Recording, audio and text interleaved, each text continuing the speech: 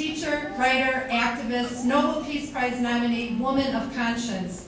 From her long prison sentences to her stand against war and weapons, to her long-time war tax resistance, she models for the rest of us what a principled and graced life looks like. Please welcome our friend, Kathy Kelly.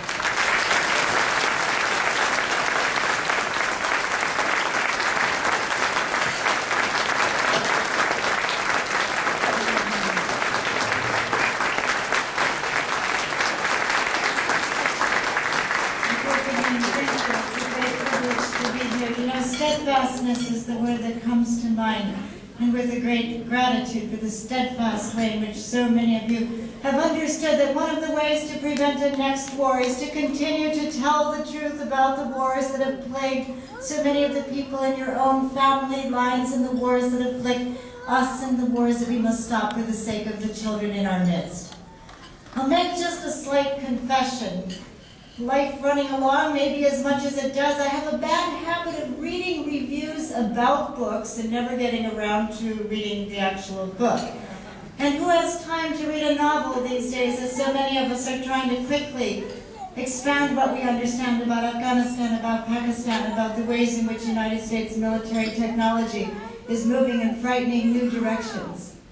And so, I just want to tell you 2 lines from a book I haven't read, but 2 lines that have haunted me so. The book is called Lark and Termite by Jane Ann Phillips, and she describes a Korean veteran, a person who had gone to the war in Korea as a U.S. soldier, and he's utterly war-weary, and while he's over in Korea, he misses his lover, he misses his loved ones, and he says, the planes always come, like planets on rotation, a timed bloodletting with different excuses. May I say that again? The planes always come, like planets on rotation, a timed bloodletting with different excuses. At the end of January, I stood on the corner of our back porch where I live in Chicago, and I heard a plane going overhead, and I thought, oh, I'm hearing a plane, and I'm not clutching and bracing for the bomb to fall. And that was a luxury. And it was a luxury denied to the people I had just been with in Gaza. Do you know, on the last nights of that bombing, every 11 minutes a bomb fell. From 11 at night till 1 in the morning. And then again from 3 until 6. And can you imagine Yusuf, who had welcomed us into her home, when she thought there was a lull? She thought she could relax. She sank down in a chair and she said, you cannot imagine the fright that I have felt for all these many days. But when I was back in Chicago on my back porch, hearing the plane with the security I'm so accustomed to, already that lull in the bombing had ended. When it seemed that it was safe to move, some very brave and fine university students accompanied us to go to Gaza City. And they were stunned, even the driver Nabil, a really tough fellow in so many ways, looking at the wreckage on both sides of the road leading from Rafah, C Street, on up to Gaza City, was very stunned. He said, even the coffee shops, they have been bombed. And the wreckage was so severe, we went to kind of retrieve books and papers belonging to Bashar from his dormitory room, which was filled with rubble and broken glass. And then we went to the Shifa hospital. And I met a fellow who grew up in Lakeview in Chicago, one neighborhood away from me. Said Abu Hassan, who'd grown up to become an eminent surgeon. He can do emergency room medicine and ICU medicine. And he came from the Emirates because he wanted to be of help. And he started to tell me about the very extremely unusual kind of medical work they were doing. Teams of doctors, vascular surgeons, neurosurgeons, orthopedic surgeons working together, and they would bend over a patient and he'd find that he had to leave the room because his lungs were filled with an odd fume and they weren't quite sure what it was they were dealing with. He said that the kind of dense inert metal explosion bombs, that apparently was what he was describing, would lacerate arms and legs, limbs above the joint. And then I asked him, well, can you tell me, what should I bring back to Chicago? I live not far from the neighborhood where you grew up. And he said, well, of course, say that the people in Gaza are going to need prostheses and they're going to need rehabilitation clinics. And then he stopped himself. He said, I am completely wrong. Just to go back to the United States and say, the Americans paid for these weapons. I said, I'll try. We went to visit the head of the burn unit and plastic surgery, Dr. Nakba. And normally my experience in meeting with medical doctors is that they're quite cool and calm and collected, and I'll tell you, this surgeon, an eminent surgeon, was shaking. He was shaking with anger. He was shaking with a certain amount of confusion. And he started to tell us about the nightmare that they had experienced as they were working in an emergency room where people were dying at their feet in pools of their own blood. He started to tell us about how they really weren't even sure what exactly the weapons being used were. And then he took a phone call. I was so impressed. He took a phone call from a farmer from the area around Tufa. And it happened that one of the people I had traveled with, we were just a two-person delegation, really. We walked in behind the New York Times and the LA Times, and for some reason the American Embassy let us in after we'd been out camping for a week in the Egyptian side of Gaza. Anyway, my friend Audrey had gone off to Tufa that morning, and she came back with pictures on her cell phone, and she said, you know, the orange groves were all uprooted by bulldozers after all of the farmers had been told to evacuate, and every single house was dynamited, and people were really scrambling, trying to pull their clothes out from under the rubble or save the oranges. So Dr. Nakba took a call from a farmer who said that the workers were out trying to salvage as many of the oranges as they could, but their hands had begun to itch, and all of the oranges had a very foul smell. And so the doctor put his head in his hands. He told the farmer, really, we don't know all what was used against us, just to wash your hands very carefully, and you be very careful distributing those oranges. And he stopped the call. And then he said to us, we don't know, but I'll tell you what I do know.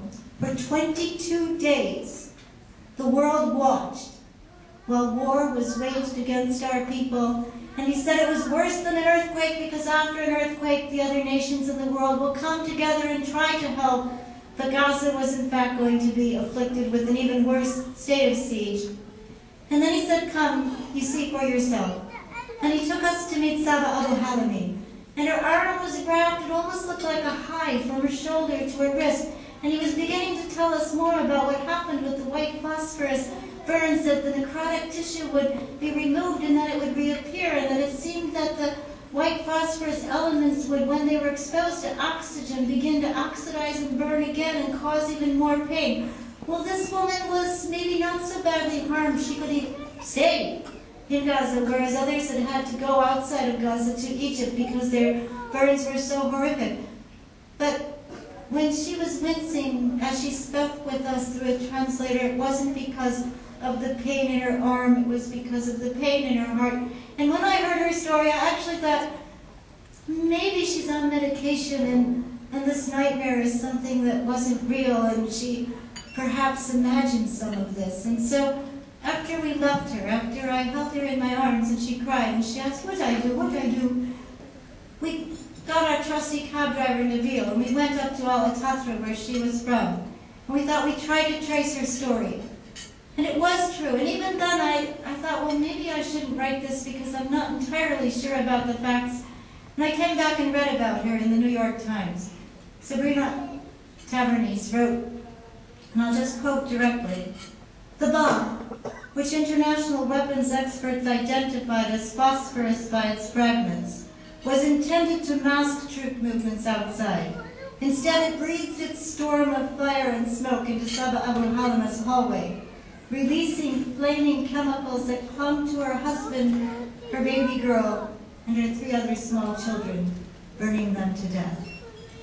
And as I spoke with her son, we realized that the other elements of her story, that the Israeli Defense Forces had come in to her village, and because her house was a little bit higher than the other houses, they not only had fired 3 tank missiles inside her house that set aside the small room they hid in afire, but when people on fire ran out They were piled on a tractor. The tractor driver tried to bring them to safety or to where they could connect with an ambulance, and the Israeli Defense Force soldiers stopped the tractor driver, fired again. Well, we talked for a long time with her son, Adnan, and then he took us to a room inside the house. We saw the charred room where the family had tried to hide, and then we saw another ransacked room because the Israeli Defense Forces had occupied that house for 3 days. And written on the wall in perfect Arabic script, Min Jaysh Sha'anin, Nahnu Nsifa. From the Israeli army, we're sorry. And she couldn't know that when she returned to her home, that those would be the words written on the wall. I would like to believe that those words are true, that the soldiers were sorry. But how many times can you say you're sorry? Again and again and again, and it still have meaning. I look in the mirror as I say those words, because I said I was sorry at the bedsides of Iraqi children. We said it over and over again, we're sorry. We're so very sorry. The one thing we knew, there was no excuse. There was no excuse for brutally punishing children. And so tonight as we come together and we ask ourselves what can be done, the new President Obama could take the issue no matter how much heat he would take from the Israeli lobby. He could take the issue before the American public. He could ask the American public, hold the conversation.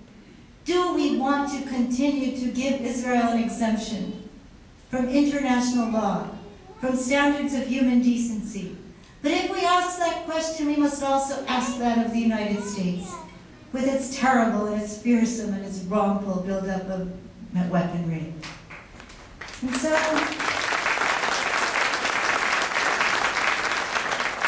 dear friends, I return to those lines that haunt me. The planes always come, like planets on rotation, a timed bloodletting with different excuses. We know there's no excuse. We know we won't excuse ourselves. We know that one of the ways to stop a next war is keep telling the truth. Keep telling the truth as you've experienced it without excusing it. And do so with what you've done so beautifully and for so long, bringing people together but also bringing events into the light to do it with that steadfast love of neighbor for which we are most grateful and having witnessed it within your community. Thank you to the Palestine Office. Thank you.